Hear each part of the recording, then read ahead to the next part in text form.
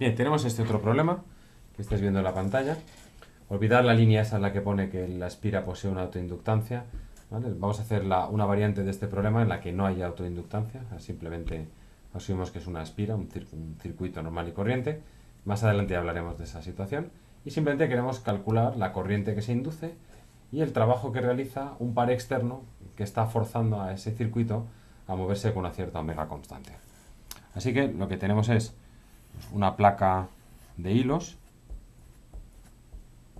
dispuestos hacia afuera del papel, y a una cierta distancia tenemos este circuito que, ya digo, en realidad es un aro así, y lo que estamos haciendo es con un agente externo, con una manivela, lo estamos haciendo girar con una cierta velocidad angular omega, ¿vale? Vamos a definir el vector normal al circuito y este ángulo θ, que como esto es constante, va a ir creciendo simplemente como omega t.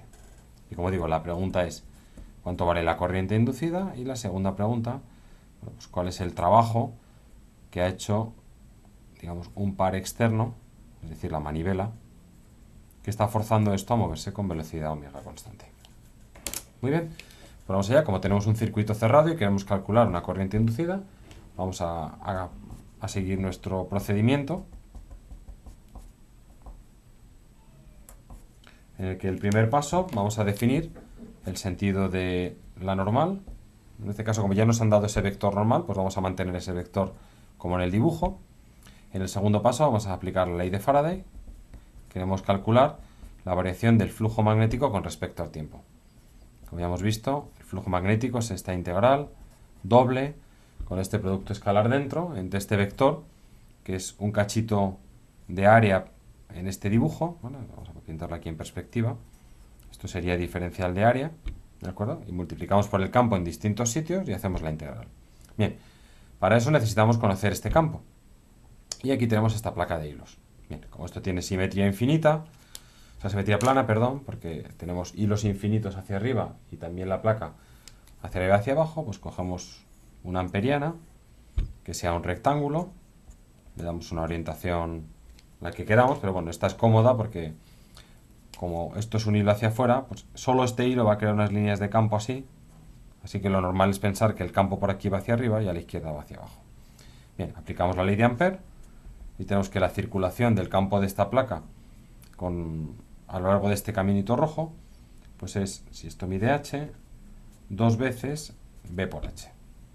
Y esto es igual a la corriente encerrada en el interior, ¿vale? En este caso tenemos n hilos por metro, por tanto tenemos en este cachito h, n por h hilos, cada uno lleva una corriente I, así que despejamos y nos queda, bueno, algo que ya hemos visto en otros vídeos, pero bueno, no viene mal repetirlo, que el campo que crea esta espira va a ser mu sub 0 n por I partido por 2.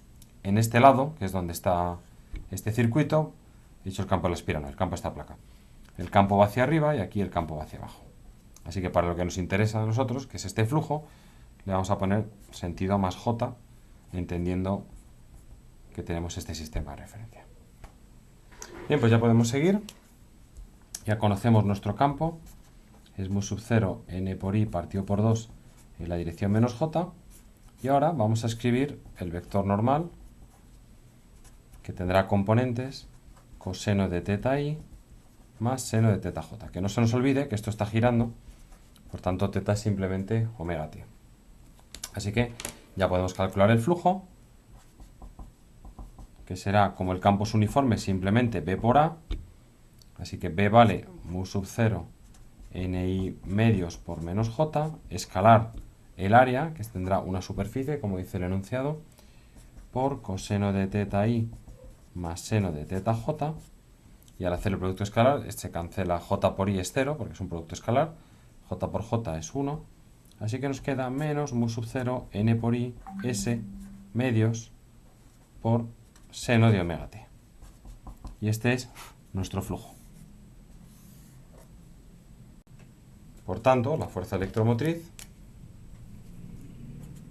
será menos la derivada de esto, la derivada del seno es el coseno, así que mu sub 0 nis omega medios por el coseno de omega t. De nuevo, hemos generado un voltaje alterno. Es como si tuviésemos una pila, un enchufe de corriente alterna.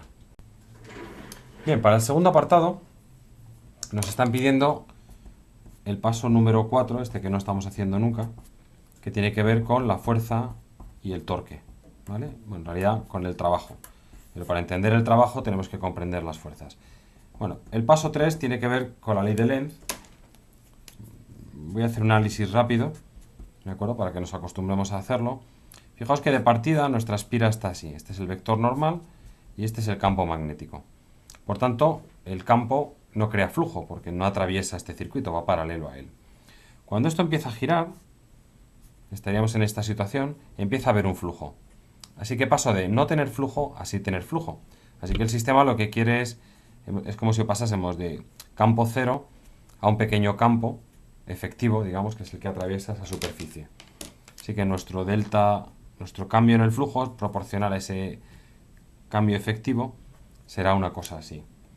El sistema se revela y nos dice Lenz, bueno, pues aparecerá un campo inducido que va en sentido contrario.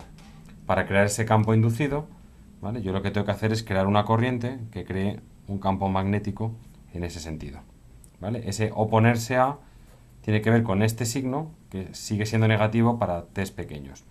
Cuando omega t se vaya haciendo grande, pasaremos por una situación en la que el flujo será máximo, porque B será así y la normal así, y a partir de aquí, según siga girando, empezará a reducirse el flujo. Y eso coincide con el cambio de signo que va a tener esta expresión, ¿vale? Cuando omega t pase por 90 grados, que es justo cuando estamos en este punto, respecto a la posición inicial, el coseno es negativo y esto da positivo. ¿Por qué? Porque ahora el flujo se reduce y la ley de Lenz nos dice que nos oponemos a esa reducción. Así que creamos un campo que en ese caso va a ir a favor del campo externo y por tanto, bueno, tiene sentido con este cambio de signo. Bien, como decía, para este apartado B nos están pidiendo calcular el trabajo de un agente externo, que lo hace girar con velocidad angular constante. Para ello vamos a determinar, bueno, cuál es el torque electromagnético que está siendo compensado por ese torque externo mecánico que vendrá de una manivela o de lo que sea.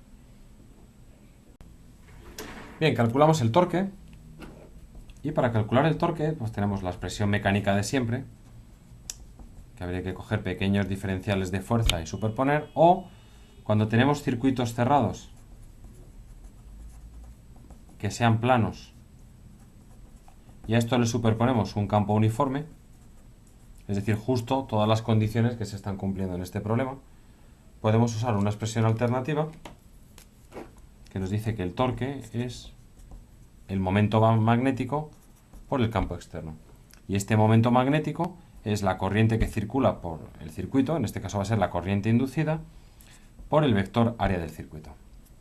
Así que ya conocemos la fuerza electromotriz inducida. Hemos dicho que era menos mu sub 0 por n por i por s por omega partido por 2 por el coseno de omega t. Y ahora lo que queremos es calcular la corriente por la ley de Ohm.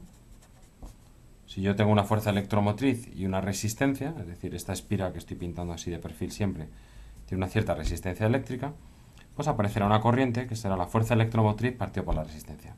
El signo no me importa, porque el signo no sale, digamos, de este análisis de la ley de Lenz, ¿vale? Las corrientes nunca se les pone signo.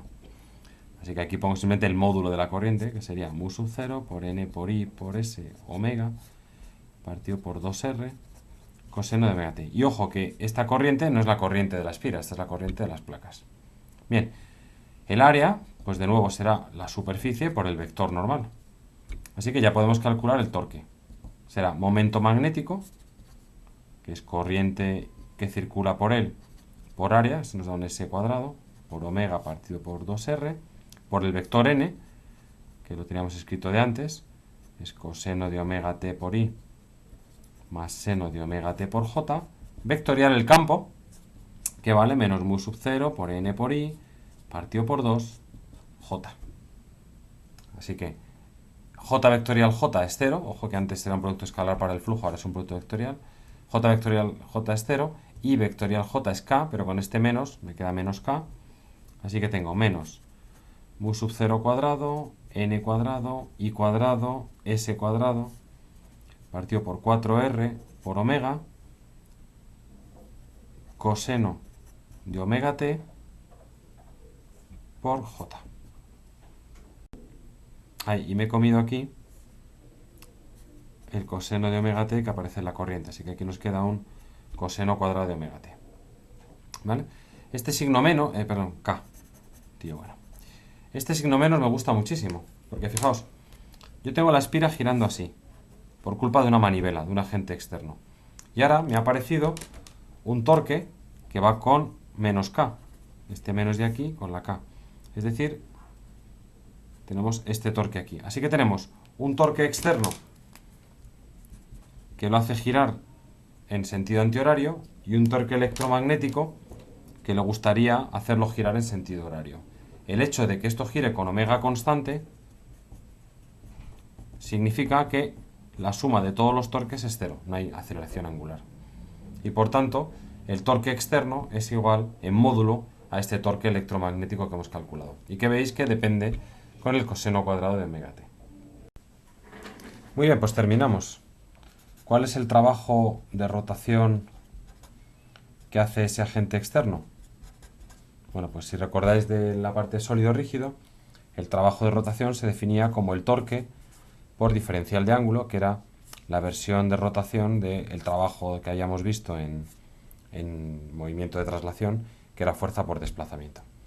Así que esto será el torque externo, que como hemos dicho, en módulo será igual, pero de signo contrario al torque electromagnético. Es decir, esto será mu sub 0 cuadrado, n cuadrado, i cuadrado, s cuadrado, partido por 4r, omega, coseno cuadrado de omega t, y omega t recordemos que es teta, diferencial de teta. Y esto nos dice el problema cuando ha recorrido 90 grados, que es un cuarto de revolución. Así que entre 0 y pi medios.